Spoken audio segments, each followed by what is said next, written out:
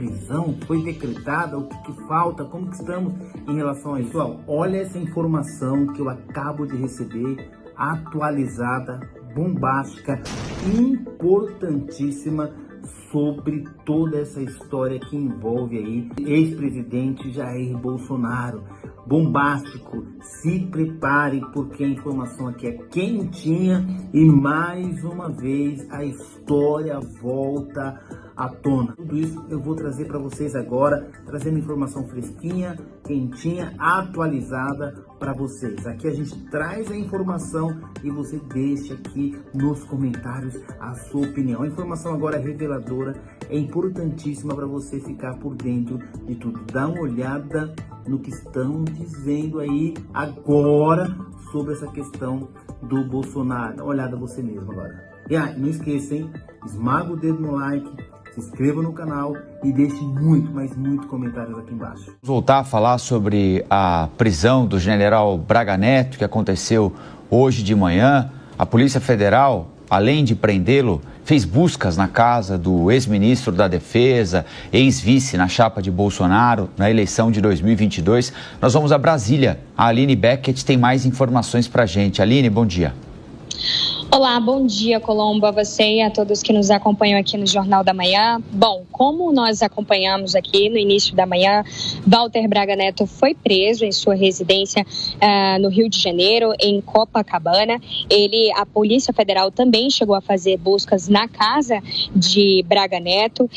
Ele foi preso no Rio agora. Ele será entregue ao Comando Militar do Leste e ficará sob a custódia do Exército Brasileiro. Braga Neto, como você bem disse, é general da reserva, ex-ministro da Casa Civil do governo Bolsonaro e também candidato à vice-presidência na chapa de Bolsonaro das eleições de 2022. Em novembro, agora, a Polícia Federal acabou indiciando Braga Neto, o ex-presidente, mais um grupo de pessoas, que agora somam a 40 pessoas, com as 3 pessoas que foram indiciadas na última semana. Ele foi indiciado por essa tentativa de golpe de Estado e outros crimes, segundo a Polícia Federal, que estão interligados diretamente ao dia 8 de janeiro, quando apoiadores do ex-presidente invadiram a sede dos 3 poderes aqui em Brasília. A defesa de Braga Neto ainda não se manifestou sobre o que aconteceu agora no início da manhã. Eu tentei contato também, mas não fui atendida, não tive uma resposta.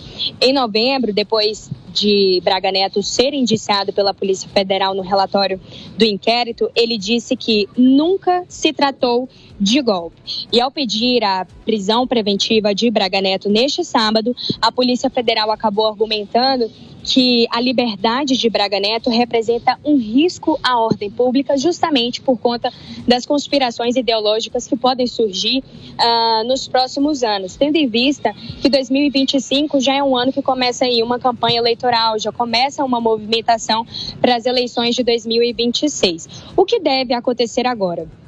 A defesa de Braga Neto deve pedir a transferência dele para Brasília. E isso deve começar a partir de segunda-feira, até para ficar mais próximo da família. Os quartéis daqui são maiores, comportam os militares, são mais confortáveis também do que os outros do país. Então, provavelmente, isso deve acontecer a partir de segunda-feira. Pedir esse recurso de transferência, já que a prisão aconteceu nessa manhã de sábado. Segundo a Polícia Federal, ele teve participação relevante nos atos criminosos e ele foi a cabeça, o mentor do golpe sob o comando de Jair Bolsonaro. Ele também coordenou aí ações ilícitas executadas por militares com formações especiais, no caso os Kids Pretos, que nós também noticiamos há algumas semanas atrás, essa operação da Polícia Federal que prendeu inclusive o general também da reserva, Mário Fernandes.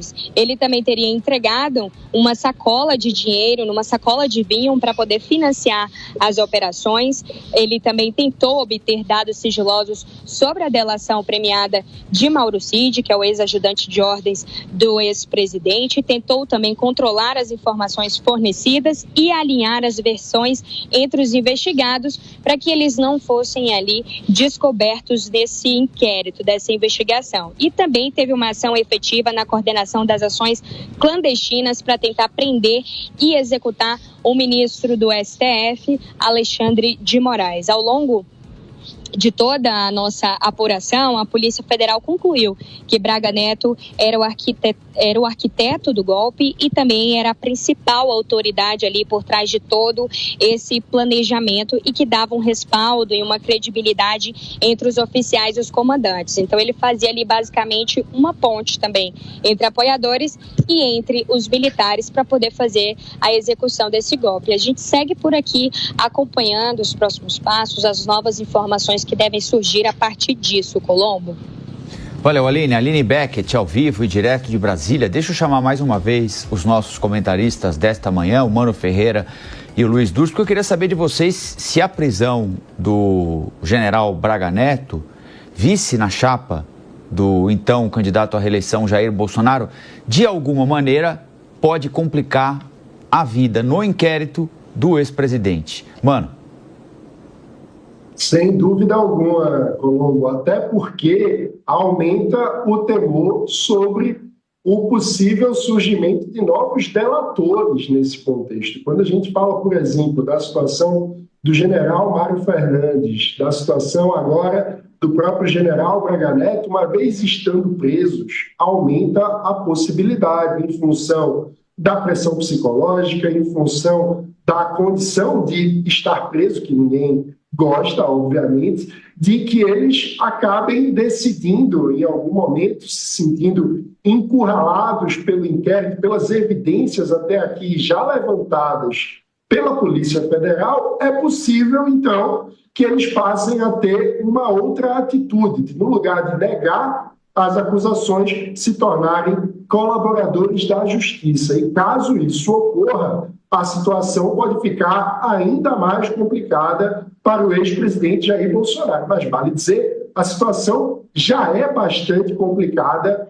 para o ex-presidente. A gente pode observar, por exemplo, que até agora boa parte do esforço das equipes de defesa tem sido para negar que aquilo que foi discutido configuraria de fato um golpe, ou para dizer que, olha, a gente planejou, mas planejar, quem nunca planejou matar alguém, foi uma frase até, ou quem nunca tentou, quem nunca teve vontade de matar alguém, foi uma frase do senador Flávio Bolsonaro na tentativa de se defender. Só que, ao mesmo tempo, a gente precisa lembrar, trata-se de um grupo político que sempre foi muito vocal ao defender, entre outras coisas, que a ditadura militar não teria sido uma ditadura, que o golpe de 64, no lugar de ser chamado como golpe, deveria ser celebrado como uma revolução, inclusive que teria livrado o Brasil do comunismo. Essa foi não apenas uma posição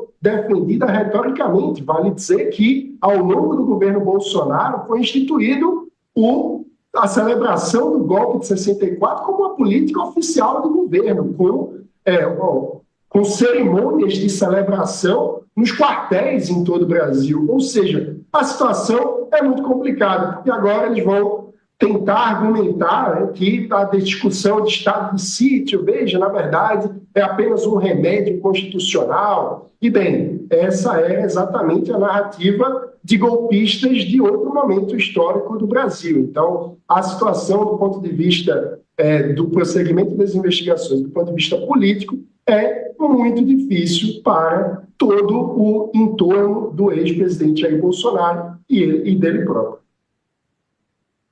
Rafael, as coisas se agravam, né? Não só pela prisão, mas também pelo mandado de busca e apreensão, que vai coletar mais elementos. Com relação à questão psicológica, o Mano tem toda a razão. O preso normalmente tem mais tendência a delatar do que o indivíduo que está respondendo em liberdade. Isso é um fato.